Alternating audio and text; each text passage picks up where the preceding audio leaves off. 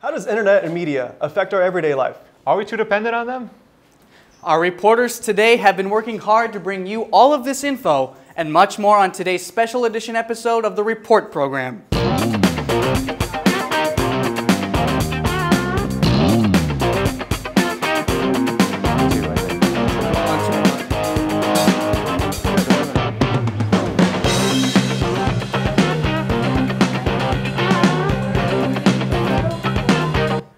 The Report Program is brought to you by the Broadcasting Journalism students of Cal State Fullerton. I'm Robert Pike. I'm James Butts. And I'm Lucas Dermagardician. The popular app Snapchat came on the scene in 2011 and quickly became the leading form of social media for college-age students. Chanel Riggins has more on the story.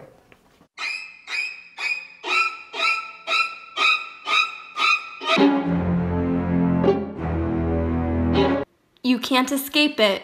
And if you're a college student with a smartphone, chances are you've tried it for yourself. Snapchat came onto the scene in 2011 and took the social media world by storm as the first photo disappearing app.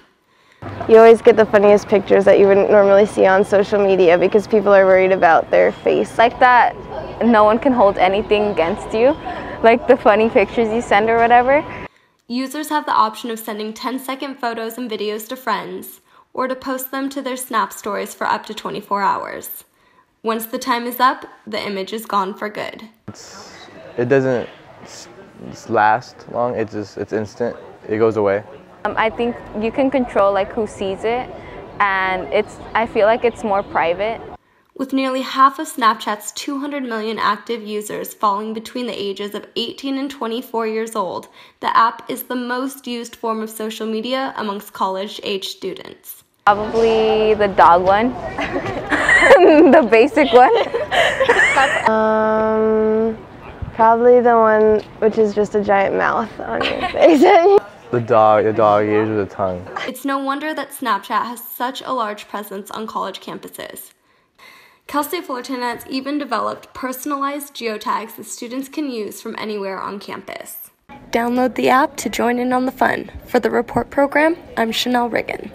Online shopping has been around for more than 10 years now, and its popularity has kept increasing throughout the years. Reporter Monica Deanna has the story. In today's tech-savvy world, shopping has taken on a whole new meaning. Clothes, shoes, sunglasses, and makeup, among other things, are all being bought online more today than ever before. With online shopping on the rise, traditional shopping malls may be seeing less people in the years to come. I don't have to try anything on or deal with like busy stores or messy stores. I just get to pick whatever size I need and the color I want. Online shopping has gotten more and more popular through the years, with shoppers being attracted to the convenience that online shopping offers. And when did you first start online shopping? In high school, so over 7 years ago, I think. And what is it that's so convenient about online shopping for you? I could just do it at home. I don't have to go out or anything.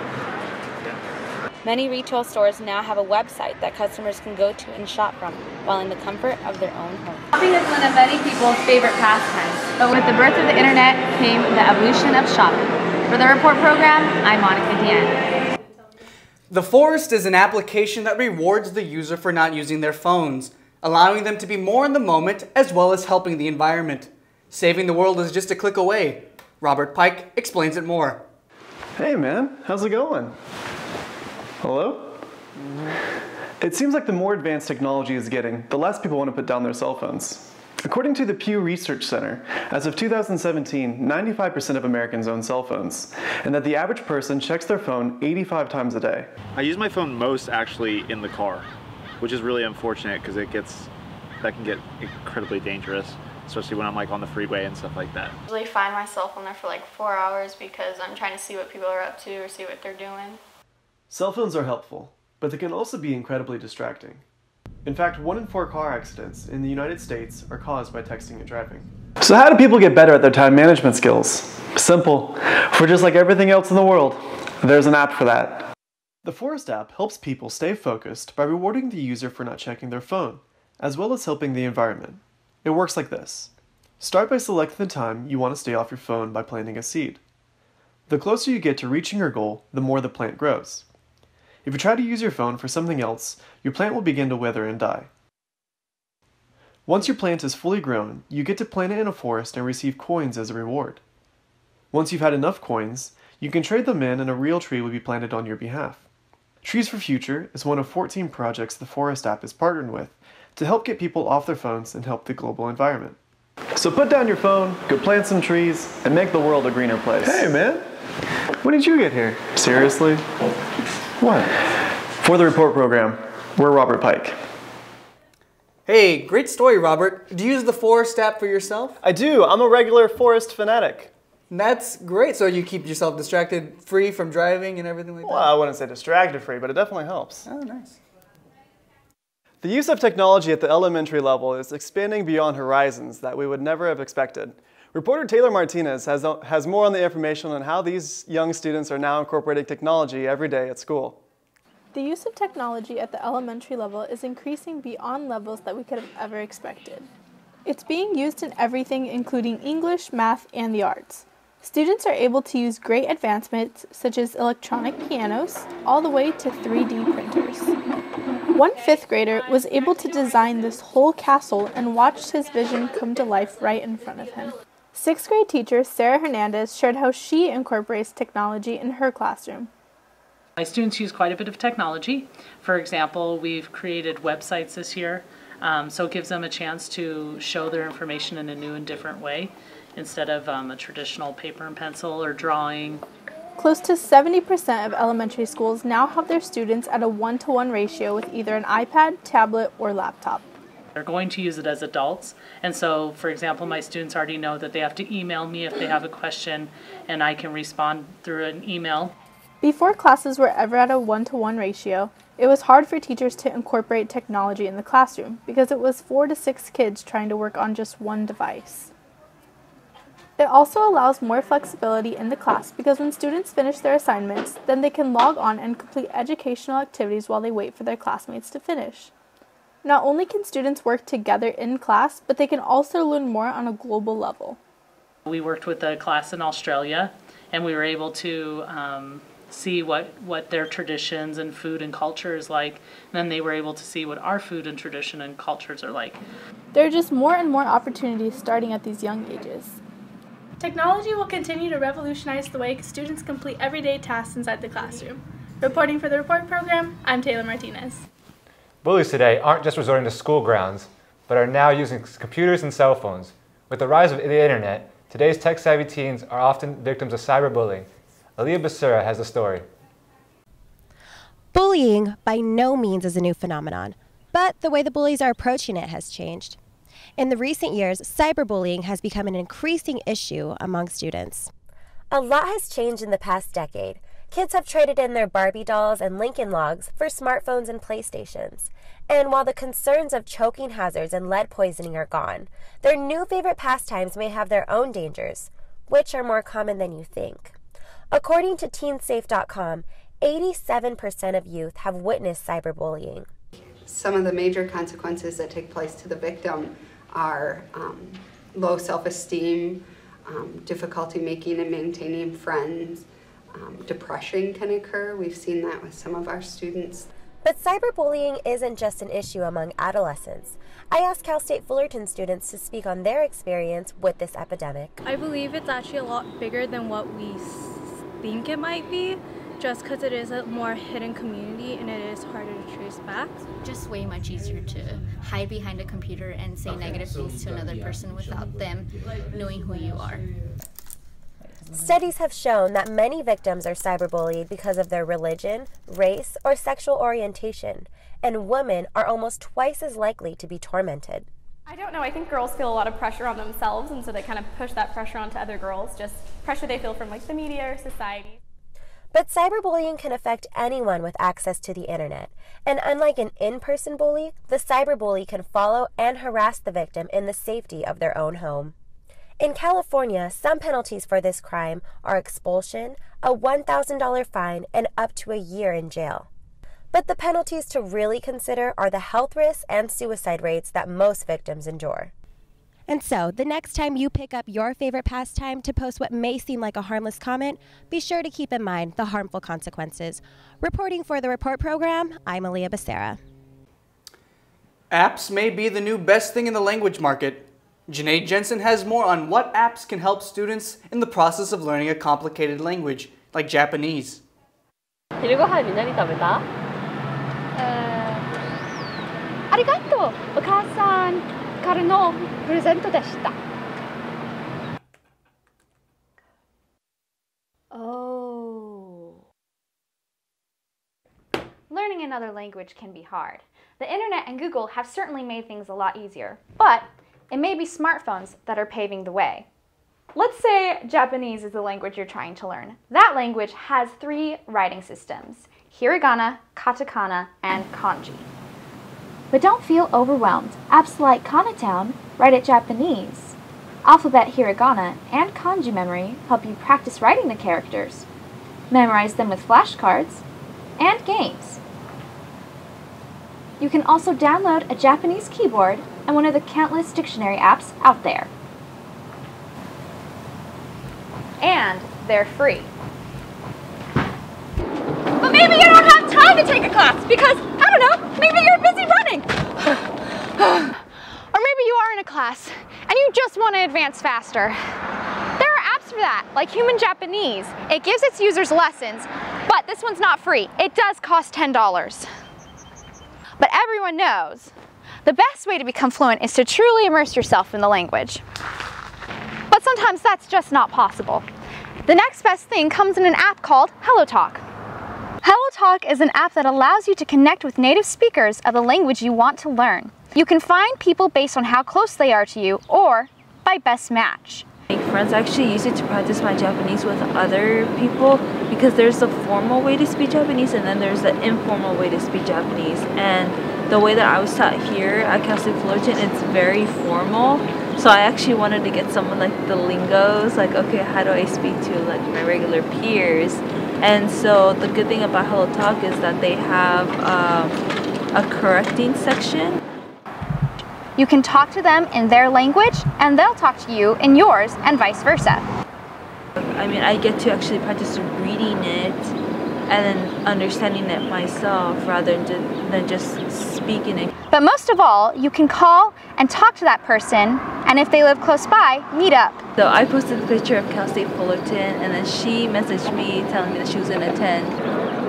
Finally, we ended up to meet. Make friends and become more fluent together. Like, naturally, we can talk about anything. I'm Janae Jensen. This is the report program. Chotto, nani? Watashi no uchi janai? The report program will be back after a short word from our sponsors. But don't say sayonara too soon because we will be right back. I'm one unlucky guy. The chance of being involved in a robbery is 1 in 757. The chances of being struck by lightning. 1 in 750,000. Please fasten your seatbelts for unexpected turbulence. The chances of being a victim in an airline crash? 1 in 29 million. Hey, could I get some peanuts? The chances of being involved in a car crash are far greater than lightning strikes and plane crashes. And if you are texting while driving, your risk of crash increases 23 times. Now, I may be an unlucky guy, but I don't have to be part of that statistic, and neither do you. Drive responsibly. One club at CSUF is benefiting greatly from the use of the internet. The Titan Internet Radio is able to operate more efficiently and effectively with the ability to stream on the radio. Sarah Hidalgo has the story.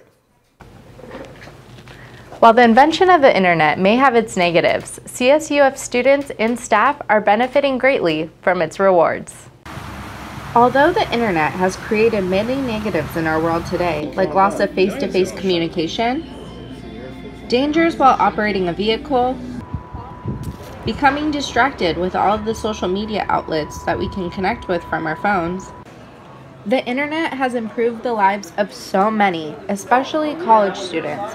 In particular, one club at CSUF called Titan Internet Radio is benefiting greatly from the internet. Trent Tercinio is a junior business major and the promotions director of Titan Internet Radio. The internet is crucial for his job and his life.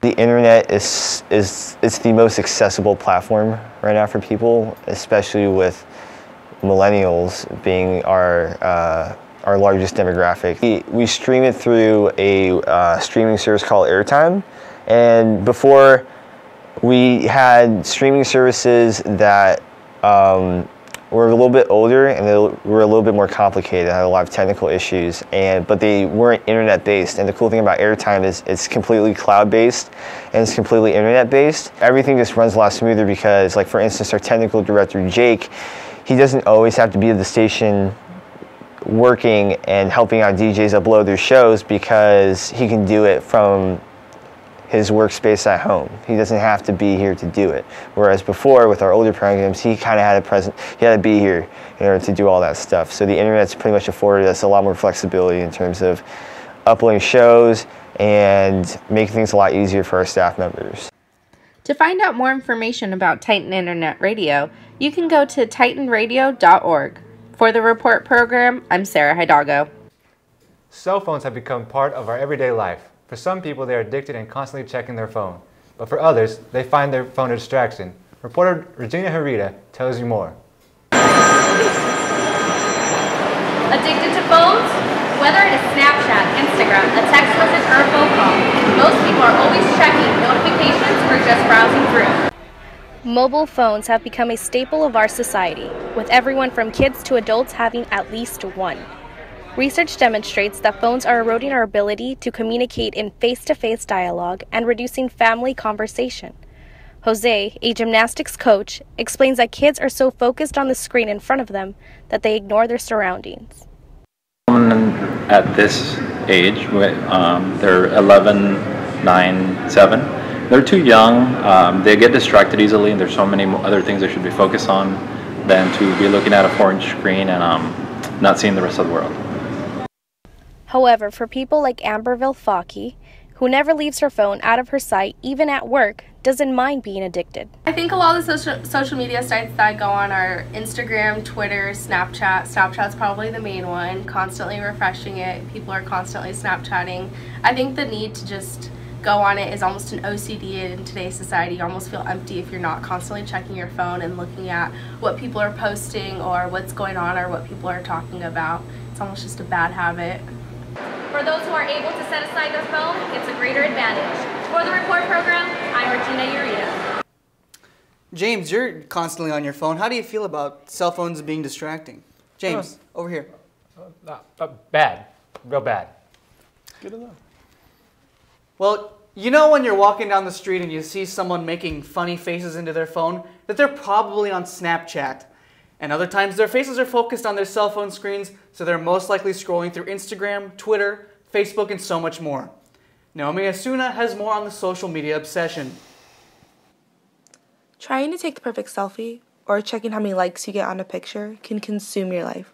Social networks such as Instagram, Twitter, Snapchat, and Facebook, and many more, were meant to stay connected, but some have taken it as an obsession. Hi, my name is Savannah, and I'm a third year at Cal State Fullerton, and I'm a comm major. On the daily, I use Snapchat and Instagram the most, and I would say I probably use them pretty frequently a day.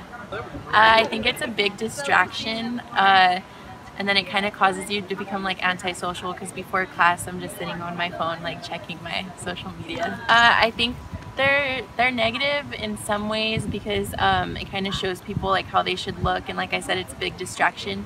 But I think it's positive also because it's a platform for people to like voice their opinion and show who they are. Yeah, I think social media could take over someone's life and cause them to be distracted from the real world. I think it just depends on the person, that you kind of have to have self-control or know how to balance that with like if you have school or if you go to work, and just to not make an obsession out of it. Overall, I think I'm going to go with negative because like I said, I think people just make too big of a deal out of it, and it's like, oh, I have to check if I got my likes and stuff like that. whereas you're kind of seeking approval from other people. The next time you want to check your social media, do it for fun or communicating. Don't let it be an obsession. I'm Naomi Osuna, reporting for the Report Program. Have you ever had a project but not enough funds to make it a reality? Kickstarter could be the answer. Guillermo Mendez brings the story. For those who don't know, Kickstarter is a platform for raising money for a project. In other words, Kickstarter is similar to a shopping website where you can support creative ideas and concepts before they hit the market. There are all kinds of projects. Categories vary from film to finding the most innovative gadgets and technology. Ben Bolana, who has experienced Kickstarter both as a consumer and as a campaign creator, elaborates more on how this could be a good avenue for startups and entrepreneurs, as well as the challenges to making a Kickstarter campaign. Yeah, so I've definitely helped put together a few Kickstarter campaigns. One of the main things I think is definitely making the video, getting it to be concise, but still deliver a good message and have it be memorable is pretty tricky. Really the hardest part is driving traffic to that Kickstarter page. So you can really prepare as much as you want, but at the end of the day, advertisement and really driving traffic to that Kickstarter and getting people to pay or buy into your idea is what's pretty difficult, I would say. If you have a really good idea, Kickstarter is a good way to kind of get those early adopters in place, and with those early adopters, they're going to ideally spread the message of whatever product you're building. It's all or nothing when creating a campaign, meaning you will only receive your money if your project's goal was fully reached. Since it was founded back in 2009, more than $2.5 billion have been successfully pledged to Kickstarter projects. About 230 of those projects have raised at least $1 million. Reporting for the Report Program, this is Guillermo Mendez. Children spend 30 to 35 hours a week sitting in front of a screen. However, children with mental disorders spend about 25% more time. Here's Anna Aragon with the full story. Ready to go on an ABC. Children of the 21st century grew up with technology. They do not know how life was like before every technological advancement. Jacqueline Bulgarin works at St. Jude Hospital as a speech-language pathologist. She works with kids who have neurological disorders and says that these children are more prone to be using technological devices. Yes, kids who have disorders, either like autism, Down syndrome, cerebral palsy, sometimes they use it even more. Just because the parents use the technology, their phones, iPads, computers, television, they use it as a babysitter. So what they do is that they give the child the phone in order to decrease the frustrations of not being able to communicate like other kids who are developing typically. These kids spend on average around 30 to 35 hours a week in front of a screen, with television being the biggest culprit. The American Association of Pediatrics recommend a certain amount of phone time for children under 5 that ranges from no more than 1 to 2 hours per day. There is a limit to it. It's okay to use it. I understand some parents have to use it sometimes, which is okay, but I would recommend them to limit it. And if possible, to limit it to only quality technology, such as maybe watching television, but watching shows that are, educational, like PBS, Sesame Street. If they have to use the iPad, do something with it, quality in it, quality in communication, like FaceTime, or looking at pictures with another person, so there's that communication development. So in summary, I would just say limited is what research is showing right now, so that's what I would recommend. For the Report Program, this is Anna Aragon. I really love to Snapchat is an app usually reserved for pet pictures and filters, but 2 climbers are using this app to bring their followers with them to an area that is not often traveled. With more on this, James Butts.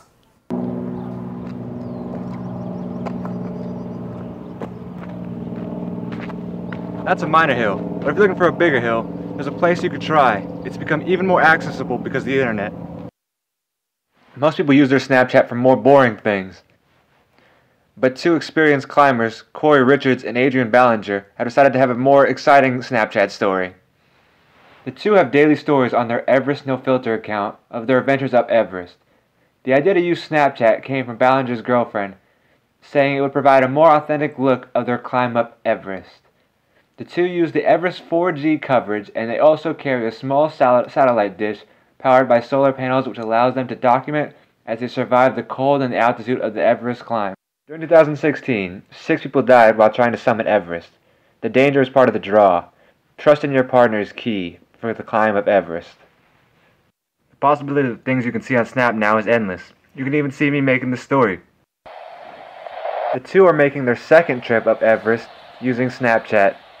The first time, how about mine? Last year, ABC ended right down there. in Ballinger not making it to the top, close. while Corey Richards summited by himself. Pretty beautiful morning here. Ballinger said nothing was going through his head besides just wanting to survive as the reason for his turnaround. So, Corey, Richards said it kind of felt incomplete to summit the mountain without Ballinger. Can't wait to be up here While together. Ballinger knows that not summiting the mountain was the correct choice, he's also heartbroken by the decision. I think allows us to just show a lot more of the sort of like realness of the mountain. The internet, and most importantly Snapchat, has allowed millions to come on a journey with the climbers. For the report program, I'm James Budd. We've reached the peak of this segment. We'll see you after this commercial break. Morning, Gary. We are GetSchooled.com. You want a college education, don't you? You know you do. That's why we're here. We're free and here to guide you through every step of the way, starting with attendance. Gary, financial aid forms.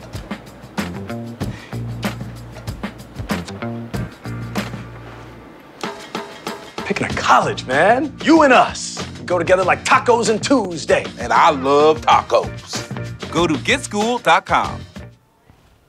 Free software is easily accessible to enrolled students at CSUF. Students can look to the Student Technology Services website to find software from many companies. Lucas Dermagadichian has more. The library contains a myriad of physical resources for students to help aid in their education. Unbeknownst to many students is the fact that Cal State Fullerton's Division of Information Technology offers free software to students through Student Technology Services. Afsana Hamadani is the Director of Student Technology Services. Student Technology Services means that all the services, technology services and support that Division of Information Technology provides is under the same umbrella. Students can find the software on the Student Technology Services website. Here, students can find and download 16 unique software programs from many different companies, including IBM, Microsoft, Adobe, and lynda.com. Currently, the biggest problem facing Student Technology Services is making students on campus aware of the software. During years, we have increased our visibility on campus as far as why these software or why these services are important. The Student Technology Services website provides explicit instructions on how to download each individual software. The website offers more information on all of the services provided by the school. Also listed online is what happens to the software after students graduate. Students have access to all the software right here in the library. Students aren't limited to using the software only here in the library. They can take it anywhere they'd like with the help of their own personal devices. The software is beneficial for everyone on campus, especially commuters, and Student Technology Services will keep the software easily accessible for all students. For the report program, I'm Lucas Dermagadichian. Have you ever needed help on your homework and went straight to the internet to look for help? Well, you're not the only one. Estrella Monreal has a story. Technology has impacted almost every aspect of life today, and education is no exception. The internet is a great resource for students while doing homework and studying. I feel like it's a pretty good tool to use when you need help and you try to look for extra resources. Like, for example, you're doing homework and you don't know how to do a problem. You can search it up and find a video on how to do it, and explains it more. It makes everything efficient, so like the teacher could just post a homework and all you gotta do is just play it in front of the iPad or wherever, and it automatically grades it, so it tells you everything you did right and wrong. And then from there, it gives you a grade. You could correct it, try to get a better grade, and then you just submit it. Children use the internet as a resource for completing school assignments. Today, massive amounts of information like books, audio, images, and videos are available at their fingertips through the internet. Well, a lot of the times when I'm at home, our homework is online. Like social studies, we have a website. We put in all of our answers that we learned about during school. Well, a lot of the time, since we don't have our teachers with us all the time, going online is an easy way to find out information. Like if you're having problems with the math problem, and you just search it up online, and it shows you how to do it. New technologies are shaping education and offer students the opportunity to take part in the future of innovation. Reporting for CSUF News, this is Estrella Monreal. While texting on your phone in class is one controversial topic, texting on your Apple computer while pretending to take notes is another. Kelsey Brink has the story on the internet-based technology of the Apple MacBook messaging application.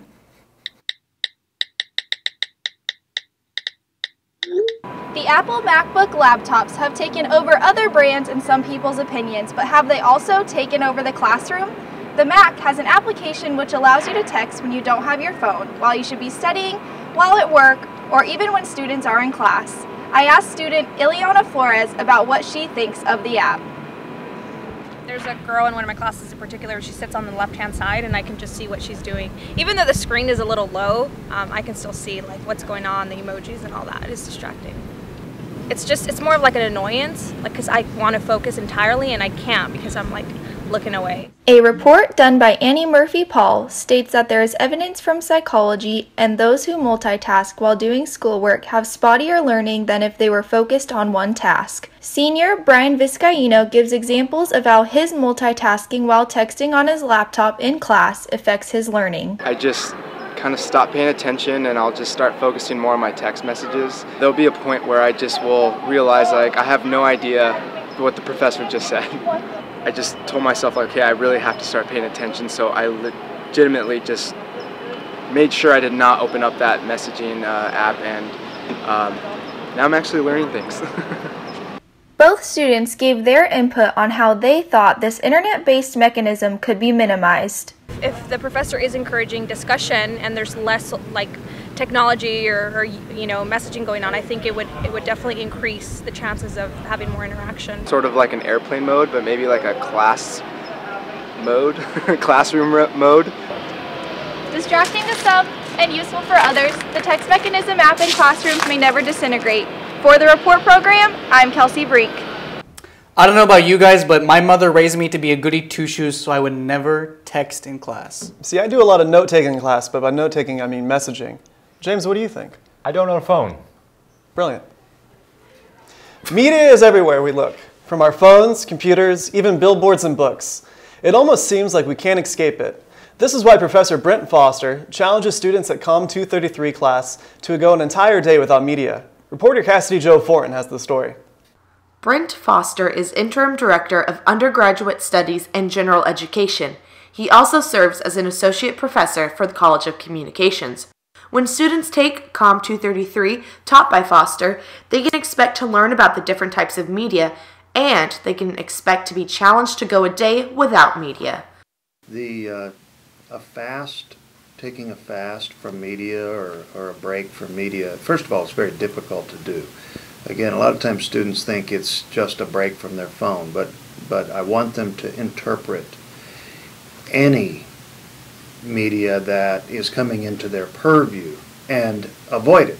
So what does a day without media look like? No phone, no computer, no music, no reading books or magazines, no watching TV or playing video games. The list goes on. Grad student Jamil Curry had this to say after taking Foster's class and going the day without media. Quote, I learned that I revolve my life around media more often than I think. From the moment I wake up to the moment I go to bed, each form of media I use brings me a different type of gratification. End quote. Have we really become this dependent on media? It's very difficult to escape media, and that you have to be intentional to take a break from it to some degree. We as a society, we as a race of human beings, have gotten to a point where we fill every single second of our lives with media. With the Report program, I'm Cassidy Jo Fortin. Rumors about the upcoming iPhone 8 keep emerging, but what have smartphone users more shocked about the new iPhone is the high price. Scarlett Lobo has the story. Apple will celebrate this year the iPhone 10th anniversary by launching the iPhone 8, which according to rumors, close to the multinational technology company, it will cost over $1,000.